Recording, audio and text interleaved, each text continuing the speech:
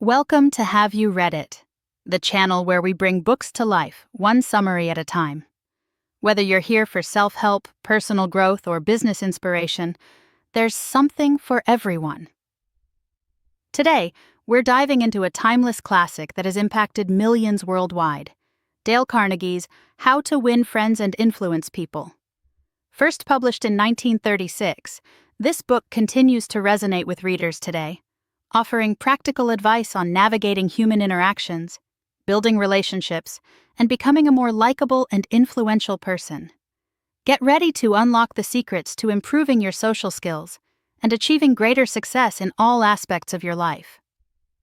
Carnegie believed that success is primarily due to human engineering, personality, and the ability to lead people, rather than just technical skills.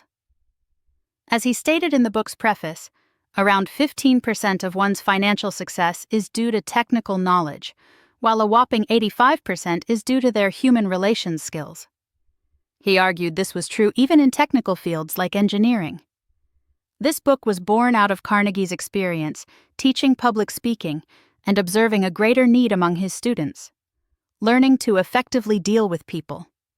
The text is based on tried and true principles tested in his workshops, where participants applied the techniques in real-life situations and reported their results. This laboratory of human relationships provided a wealth of anecdotal evidence supporting Carnegie's methods. So, let's get started.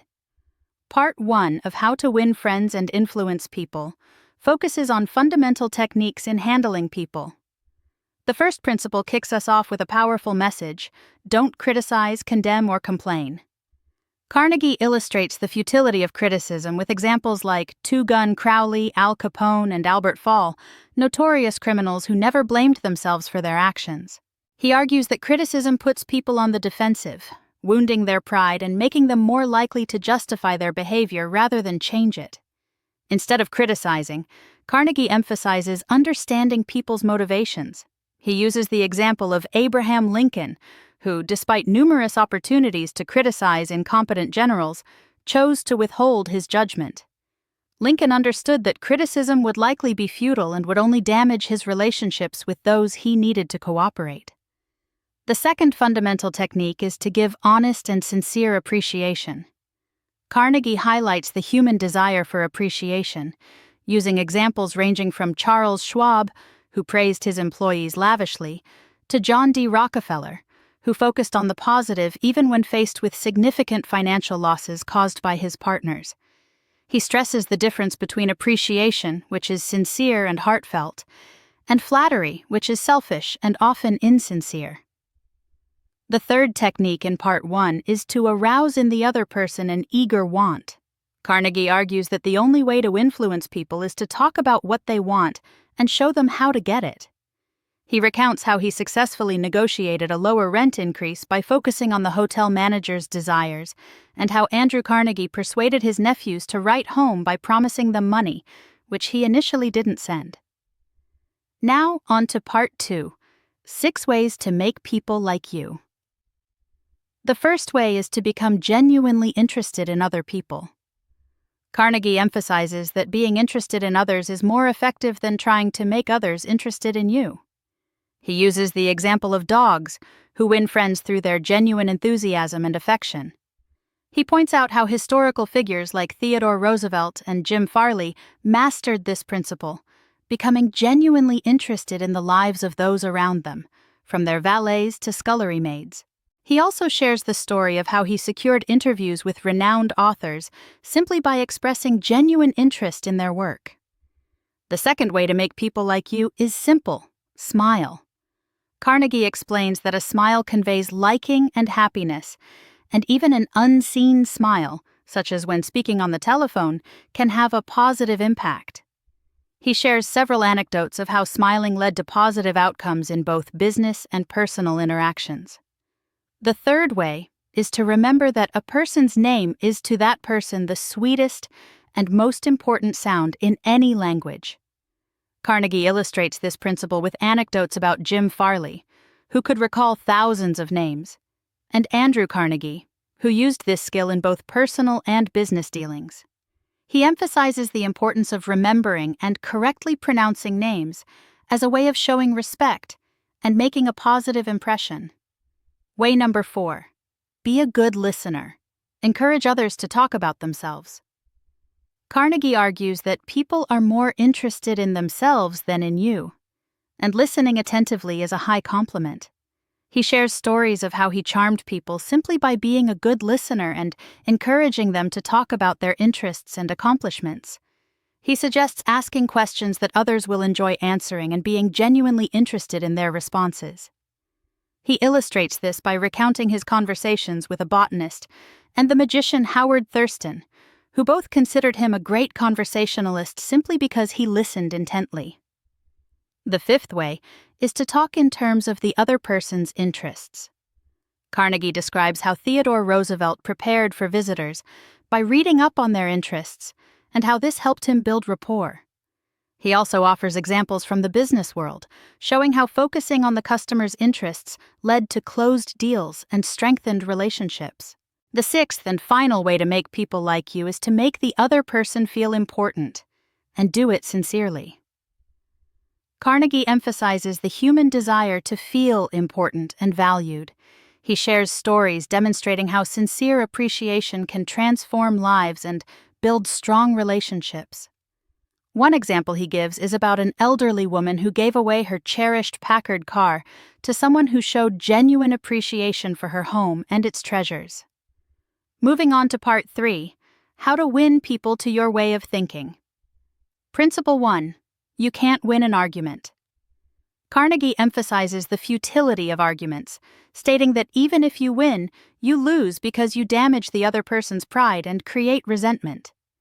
He suggests avoiding arguments altogether by refusing to engage in them and acknowledging the other person's point of view.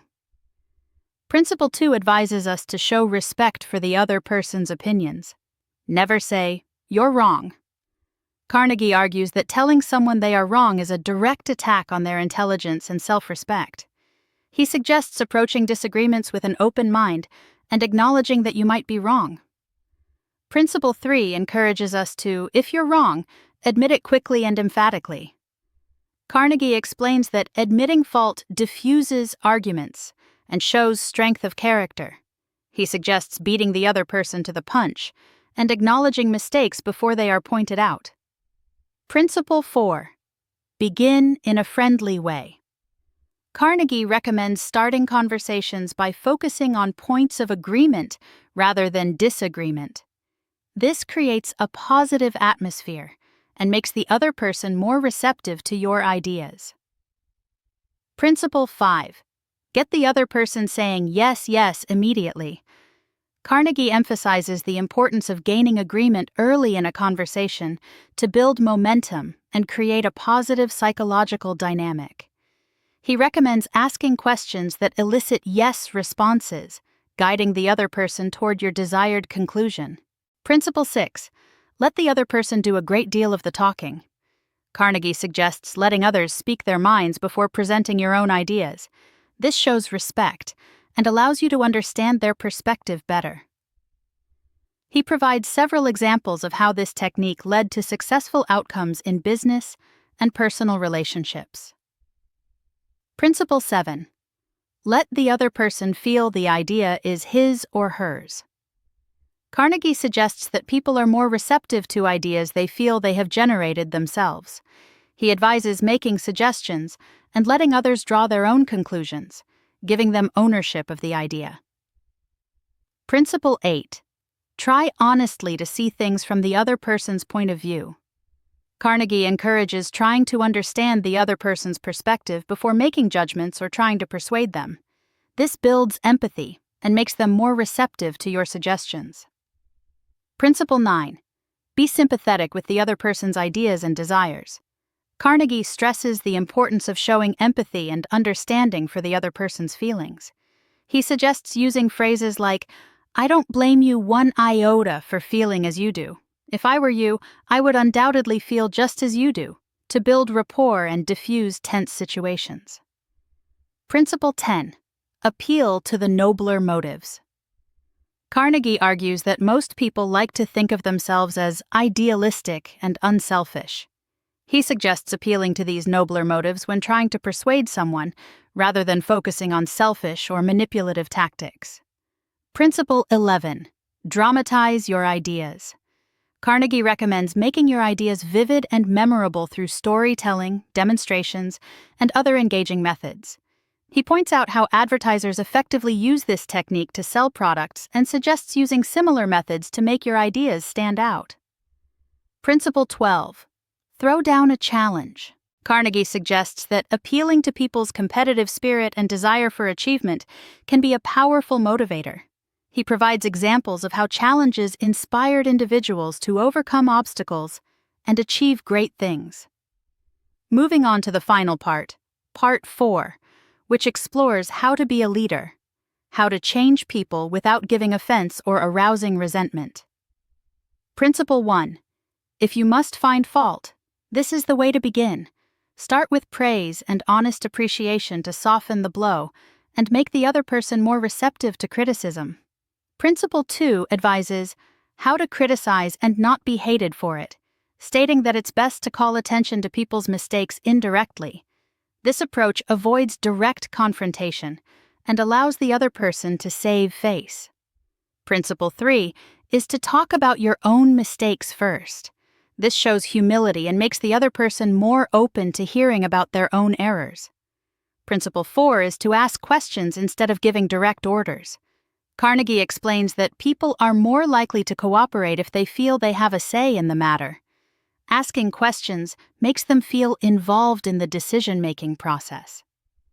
Principle 5 is to let the other person save face. Carnegie emphasizes the importance of preserving the other person's dignity, even when correcting their mistakes. This helps maintain a positive relationship and avoid resentment. Principle 6 suggests how to spur people on to success. Carnegie recommends using praise and encouragement to motivate others to achieve their full potential. Principle 7. Give a dog a good name. Give the other person a fine reputation to live up to. This encourages them to strive to meet your expectations. Principle 8. Make the fault seem easy to correct. Carnegie suggests offering encouragement and minimizing the severity of mistakes to inspire improvement.